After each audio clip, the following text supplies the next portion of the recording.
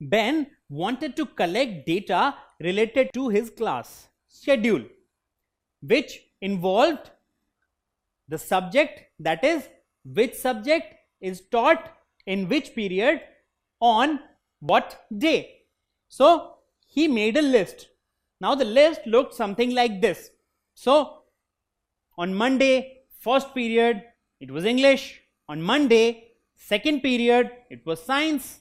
Again on Monday, third period, it was maths. Similarly, he had Tuesday, and then Wednesday, first period, Wednesday, second period, and Wednesday, third period. So although he collected all the information properly, he was facing one challenge. That is, the list was too long. So he thought, how can he actually represent this data so that it is more presentable and it takes less space. So he knew how to make tables. So what did he do? Well,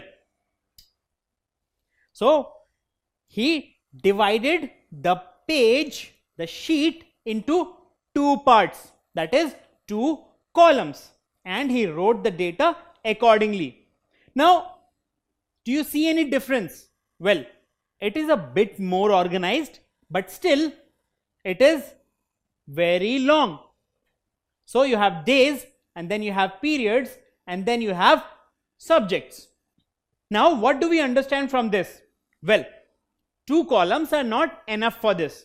So what do? Do we draw another column here? Will that help? Well, the data will look a bit more organized, but still it will be very long. So what will we do? Well, you have to notice a very important thing in this data.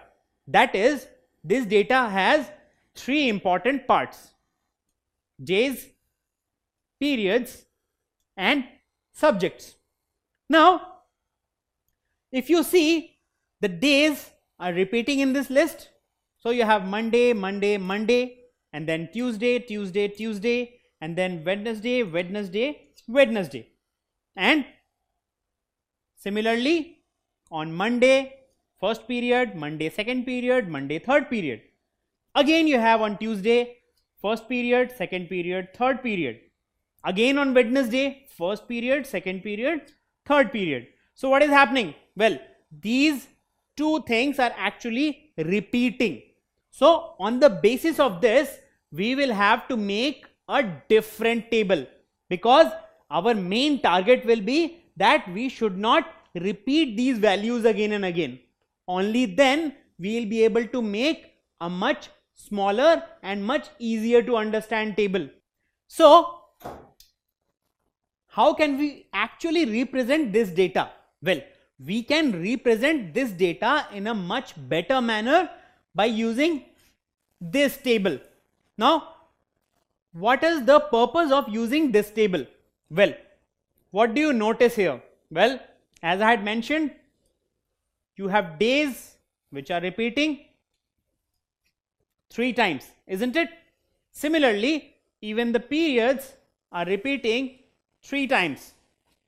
So in this table, we have this part for one criteria and this part for another criteria, and we will write the heading of this criteria here. So what do? Well, what we'll do is, we have days which are coming 3 times, so we'll mention days here, 3 days. So we have 3 columns for this. Again, we have 3 periods, first, second and third, which are repeating. So we have 3 rows for that. So how do we write it? Well, we write them in this manner. So what did we do? We made a table in which we had 3 columns for the days and 3 rows for the periods. So you have Monday, Tuesday, Wednesday, and you have first period, second period and third period. And here we mention the title of this section, that is periods. So these are the periods 1, 2 and 3, and we have days Monday, Tuesday, Wednesday. So now our work is much simpler. So what do these stand for? It's very easy now. We have Monday and we have first period. So this portion of the table stands for Monday first period, that is subject on first period of Monday. Similarly, what does this portion stand for? Well, it stands for Tuesday first period. So first period and Tuesday, this section. So subject on first period of Tuesday. So let's see what does this portion stand for. So what do we have here? It's Wednesday, right? And it's the third period. So subject on third period of Wednesday. So this is how this table will be filled. So we have the list here and we have the table here. So let's see. This stands for Monday first period, isn't it? So what is Monday first period? It's English. Okay. So this will be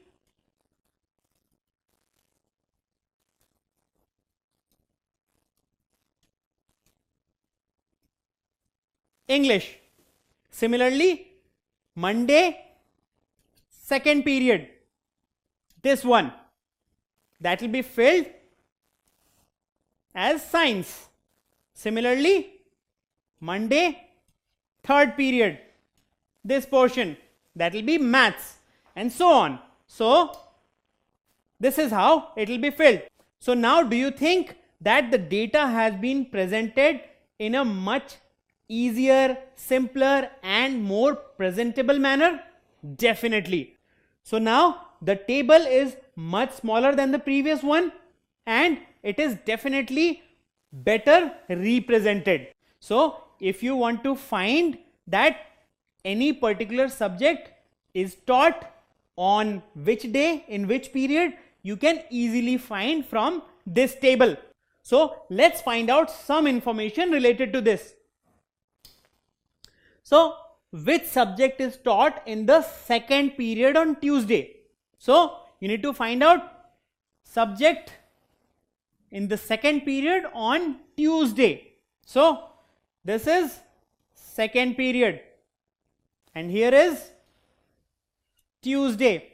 So which subject do we have? It's EVS, isn't it? So that's how you extract information from this table. So let's see another example. On which day is painting taught? So let's find out where painting is. So on Monday do we have painting? No. On Tuesday? Not really. On Wednesday? Yes, we have painting. So can you find out painting is in which period on Wednesday? Well, it's very simple. So definitely it's Wednesday and the period is second period. So painting is taught in the second period of Wednesday.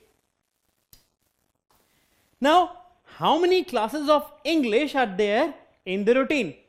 So let's find out. So on Monday, first period, we have English. Do we have any more of English classes on Monday? No. Let's come to Tuesday. Again, on Tuesday, we have maths in the first period, EVS in the second, and games in the third. So no English here. What about Wednesday? We have science in the first period, painting in the second, and English in the third. So we had English in the first period of Monday and again English in the third period of Wednesday. So 2 times. So how many classes of English are there in the routine?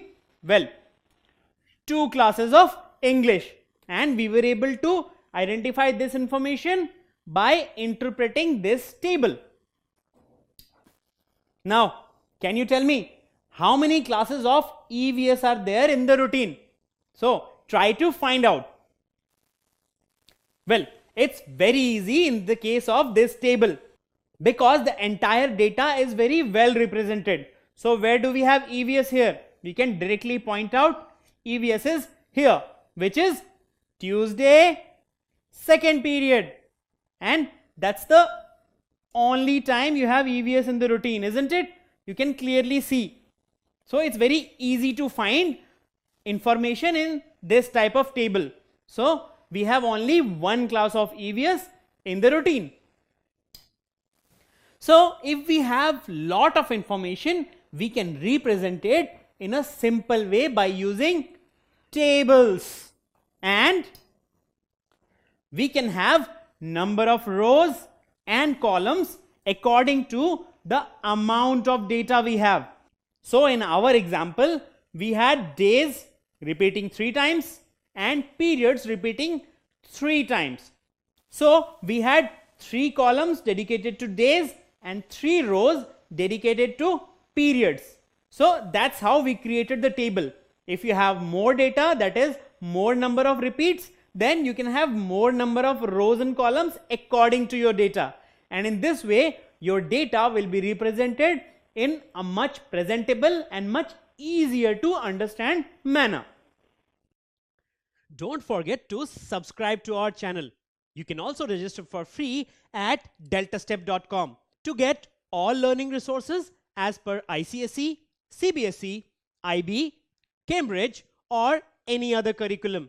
Over 5,000 amazing lectures across maths, science, English and social science. Our unique interactive video technology keeps you engaged, and our iDictionary feature allows you to quickly revise any concept. Master each topic at your own pace with our adaptive practice technology and 1 million plus questions. Get instant answers and detailed solutions. Be exam ready by taking unlimited mock tests, performance analysis along with actionable feedback, personal tutors to resolve your slightest of doubts. That's not all. You also get amazing prizes like PlayStations, iPads, watches and many more, along with certificates through our Earn As You Learn program. So at deltastep.com, learning is not just fun and easy, it's rewarding too. So register for free now.